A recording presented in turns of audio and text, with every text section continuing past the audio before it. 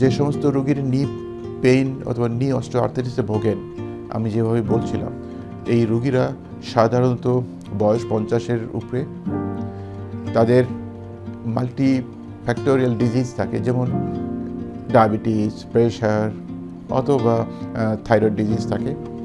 সেগুলোর জন্য আমরা উদ্যোগ গ্রহণ করে থাকি। একটি সমন্বিত ব্যায়াম যাদেরকে দিয়ে থাকি, তাদের আমাদের ফিজিও ইউনিট আছে এখানে। ঢাকা পেইন ম্যানেজমেন্ট সেন্টার একমাত্র সেন্টার যেখানে রেডিও ফ্রিকোয়েন্সি অ্যাবলেশন এই চিকিৎসার, বিশেষ করে নি অস্টিওআর্থ্রাইটিস গ্রেড 3 এবং গ্রেড 4-এর নন সার্জিক্যাল ম্যানেজমেন্টের জন্য যে পদ্ধতি, সেই পদ্ধতিটি বহুলভাবে প্রচলিত করা হয় এবং একমাত্র সেন্টার যেখানে রেডিও ফ্রিকোয়েন্সি অ্যাবলেশন করা হয়। ঢাকা পেইন ম্যানেজমেন্ট সেন্টার, ব্যথা নিরাময়ে আমরাই প্রথম।